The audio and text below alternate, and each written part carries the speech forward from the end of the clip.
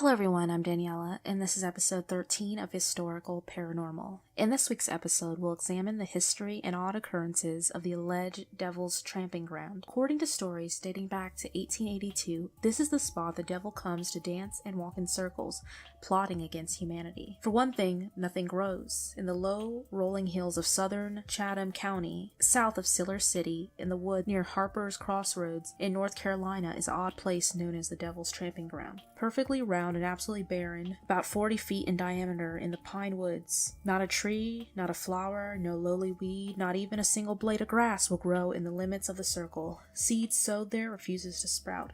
Any vegetation transplanted there will wither and die. Some think it's because the devil's scorching heat of his cloven hoofprints kills the vegetation and has rendered the soil barren. Another odd feature of this location is that any object left in the circle before dusk will have violently been moved out before the bounds of dawn. According to legend, this is because the devil angrily brushes aside anything left in his path. His great strength easily is able to toss aside even the heaviest of objects. Animals are also weary of this location. They won't cross the empty patch of woods. Dogs tuck their tails between their legs and whimper when brought near it. The frightened animals will dig their heels into the sand, refusing to be brought into the circle. Some examples of those who've been daring enough to spend a night in the circle have resulted in horror stories. Is a journalist from Greensboro paper which spent a night in the tent smack in the middle of it with two dogs to disprove the theory.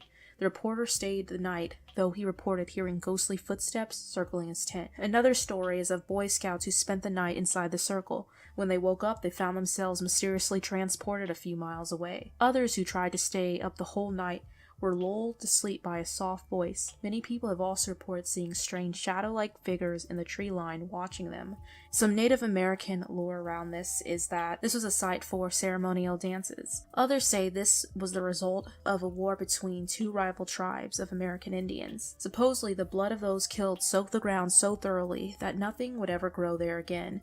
The losing tribe then fled from the mainland entirely onto the Outer Banks and became the Croatan tribe that befriended the lost colonists. Others link this to the death of the Croatan chief. This site was once called Croatan, named after the great fallen Indian chief. The word Croatan was carved in the tree on Roanoke Island, which some say refers to this battle site, and that the gods kept the spot barren out of respect for the chief. Others say this is a site of alien or UFO activity. The soil is bare because the circle was the site of a UFO landing. The strange radiation from the extraterrestrial engines had permanently exterminated the grass. Others think this is a result of Magdalene crystal column of energy. This idea is that there is a Chatham County vortex. That's the anchor site of this energy. The idea behind it is that the planet is surrounded by a web of divine mare energy that is an expression of a divine feminine presence, bundling the idea with the earlier English traditions of Jesus traveling to the British Isles at some point in his life. Others have incorporated mysticism based on Jungian psychology and feminist readings of Arthurian legend. Some possible explanations for where this strange site gets its name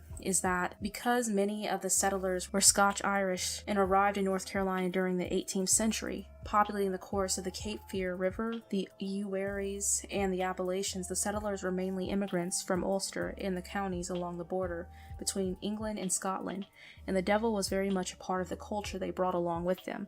Obsession with the supernatural had been running at a peak in parts of the United Kingdom for a long time, before the bulk of Scotch-Irish immigrants came to the New World. Scottish-born James I, who ascended to the unified throne of England and Scotland in 1603, was obsessed with the witches and demons and even wrote a book on demonology. Knowing a crowd pleaser when he saw it, and knowing who was the right crowd to please, William Shakespeare is said to have written the supernatural elements into Macbeth with an eye towards the superstitious king. Belief in witches, ghosts, and goblins was a genuine cultural fixation, and this demon-haunted world came with those settlers to America.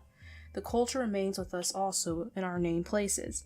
For the Scotch-Irish, any strange or dangerous place would often be referred to as would be named for the devil. These names are all over North Carolina, apart from the Devil's Tramping Ground. North Carolina has a Devil's Rock, a Devil's Courthouse, Seven Devils, Kill Devil Hills, Devil's Branch, Devil's Chimney, Devil's Nest, 4 devil's elbows, 2 devil's forks, a devil's knob, and even the devil's tater patch. Some point to the idea of UFOs and aliens being linked to what happened during the Cold War. With growing anxieties and the rapid changes of technology and social structure in the late half of the 20th century, the threat of uncontrollable forces that could completely disrupt someone's life shifted into the cultural context through which life was experienced. The threat went from being demons to being aliens. The unseen forces changed from magic to radiation. Some non-paranormal explanations for this strange sight come from Richard Hayes, who conducted 2 studies. He's a 30-year-old North Carolina soil scientist. His hypothesis was there was something in the soil inhibiting plant growth. One of the natural things we find in Chatham County is copper, but the results showed no copper. Nor did he prove another one of his theories, which was high salt concentration. Hayes said nothing in those results was high enough in quantity to explain the inhibiting of growth. I can explain it scientifically. I can't explain why nothing is here.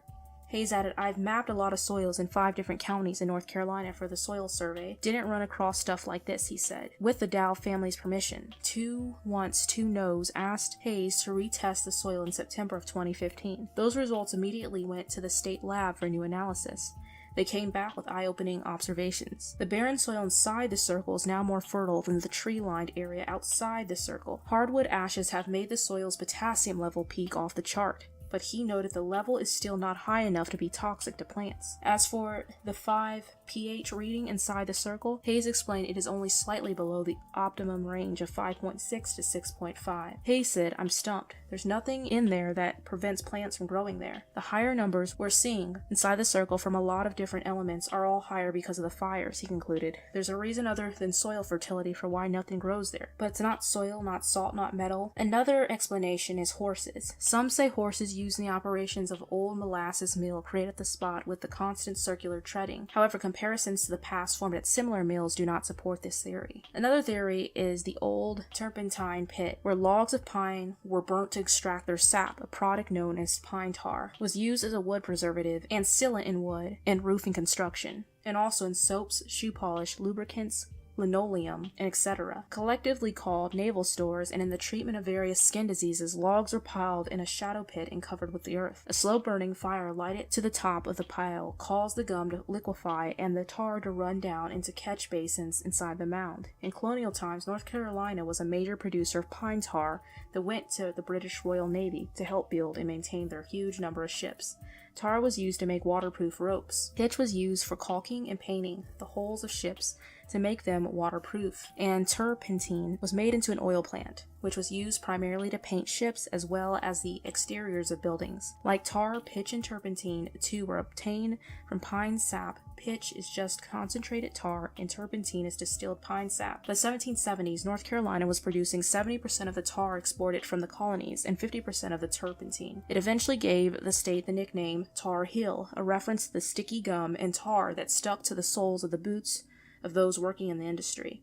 The tar industry thrived until the 1940s, when maritime uses of pine tar diminished, and so did its production. Pine trees were depleted, and what remained were felled to clear land for settlements. The area around Devil's Tramping Ground is now private land, and the pine that grows here are a recent plantation. The old growth pine forest that once covered this region is long gone. Other scientists dispute Hayes' findings. According to a study conducted by North Carolina Department of Agriculture, say that samples of the earth taken from the Bear Path proved to be sterile due to an extremely high salt content. The remains of natural salt licks were also found in the area, a phenomenon not all uncommon in the pine forest of the Carolinas. The site has also shrunk significantly this century. Its diameter now measuring around 20 feet. The salt content of the soil seems to be naturally fading enough, so the grass now grows freely in a circle. Lastly, some say that this is simply a modern problem. With campfires and parties, it might be pushing vegetation back, and visitors and local kids use the place as a party spot. Objects left in the circle invariably remain there. The site frequently abounds with empty Slim Jim wrappers and beer cans. A rusted refrigerator sat in the circle for a number of years, which was eventually hauled away by human hands on the back of a very mundane truck, which makes some think that the theories of objects remaining outside of the circle no longer happen. Hence, is this place still haunted. This urban legend, or shall we say rural legend, will continue to be passed down from generation to generation. Whether or not stories surrounding this strange place are the result of poor soil, historic manufacturing, or something otherworldly, the Devil's Tramping Ground will continue to attract tourists, partiers, and the curious alike. Thank you for listening to this episode of Historical Paranormal. I hope you enjoyed it. If you want to see previous episodes, you can check out the Historical Paranormal playlist. And for more paranormal content, check out my Urban Legends playlist on this channel or my main channel, Dazzling One.